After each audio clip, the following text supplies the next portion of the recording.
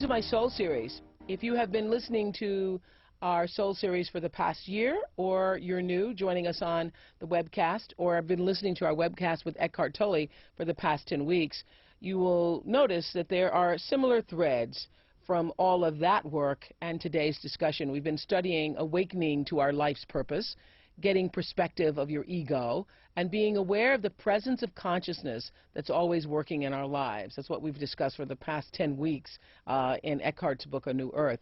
Well, a lot of us have been more successful than others in achieving this goal of being able to quiet our minds. My guest today went all the way there in the silencing of her mind because it occurred by way of a massive stroke. An experience described beautifully in her book called My Stroke of Insight, a brain scientist's personal journey.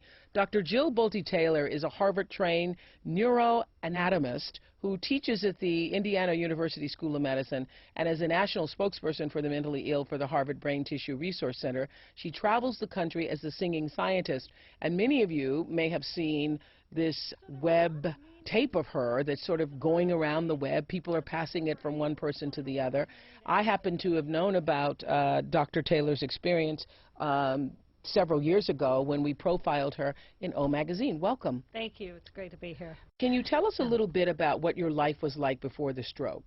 Before the stroke, I grew up to study the brain because I have a brother diagnosed with schizophrenia, and he's only 18 months older than I am, so he was my constant companion as a child. So my introduction to the world was through his eyes as well as through my own. And I recognized as a little girl that he was very different in the way he perceived experiences around and then chose to behave, and just his overall way that he put the world together. It was different from mine. So I became very highly tuned into body language, tone, how people interact with one another, what people found of value, how they made the decisions that they made. So I became fascinated with a human being as what are we as a normal entity.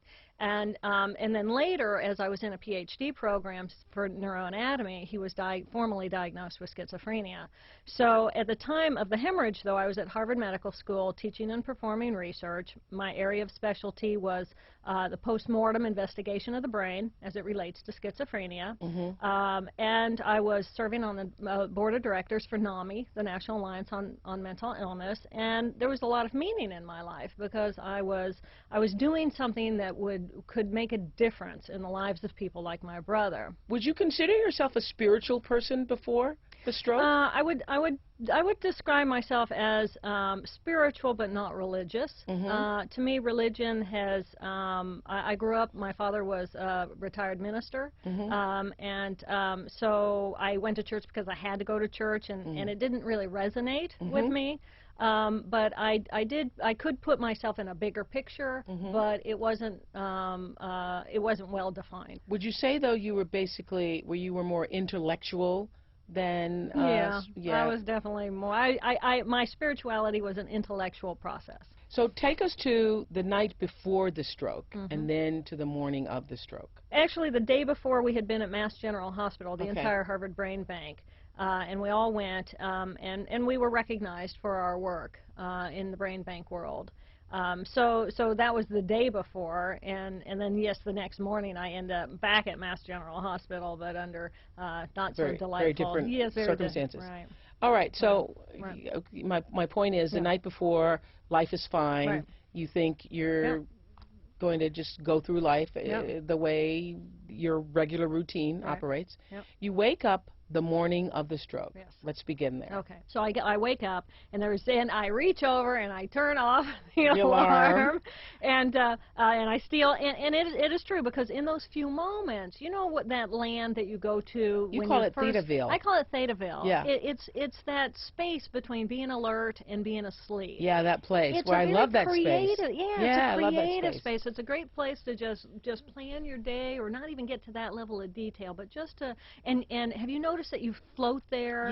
You swim there. You're at one with everything, and it's peaceful. Yeah, I love that space. I love that space. I do too. So I woke up that morning and I was in that space, and it was delightful. And then this pounding started bothering me behind my eye. So I started my normal exercise routine. Yeah, because you say I love that, how you say, I've got this pounding behind my eye. A lot of people would say, let me call in, I can't go to work today. You say, I've got this pounding behind my eye, let me get on my cardio glider. Let's do some exercise. And and maybe that'll help it go away. Exactly. Yeah. Exactly. That's a healthy person. Well, that morning I wasn't very healthy, but at least I had the right attitude. So you get on the exercise glider because you think exercise will maybe help the headache. Yeah, it's going to get my body, the blood flowing, you know, just kind of normalize everything. And then? Well, there was this shift in perception, a shift in consciousness, where essentially became a witness to myself being on this machine, having this experience. Yeah. So it was very peculiar. It was as though I had shifted into an esoteric space, witnessing myself instead of being on the machine performing the function. And my hands looked like claws, and my body looked peculiar, and just the entire perception was odd. And what went through your mind? Well, I knew something was going on, but I didn't know because, you know, I've never had a hemorrhage, I've never had a stroke, so I couldn't know that that was what I was having. I had a history of migraine headache in the past, but this wasn't really like that. So I just thought, okay, I'm just going to watch this for a while. So I got off of the machine, and I noticed that everything in my body had slowed way down, and my thoughts had slowed, and my body was deliberate and rigid, and there was a constriction in my area of perception. I was living outside of Boston where it's noisy. I had no perception of noise, and I just became tuned into the workings of my body. So it was very interesting. And then through the eyes of a neuroanatomist, it's very interesting. You have to understand. This is like interesting. Very fascinating. It was fascinating. Okay. So then you decide, I'm going to go into the shower. Yes. I'm going to get myself to the shower. Yes. What happened when you turned on the shower? Well, when I turned on the shower, the volume of the sound of the water as it hit the tub was just amplified, and it just the loudness just knocked me back and knocked me over, and it was and I realized at that point that I'm having a major problem, and it is involving my auditory system. And as a neuroanatomist, I know, of course, where the fibers are in the circuitry, and at this point I'm becoming alerted to the fact that I'm having a real problem, and it could possibly be life-threatening. Okay. Yeah. At this point, though, you didn't know it was stroke. No. You didn't know it was Still stroke. had no idea. Okay, so let me read what you wrote here. You say, when the shower droplets beat into my chest like little bullets, I was harshly startled back into this reality. As I held my hands up in front of my face and wiggled my fingers, I was simultaneously perplexed and intrigued. Wow, what a strange and amazing thing I am. Yeah. What a bizarre living being I am. Life, I am life.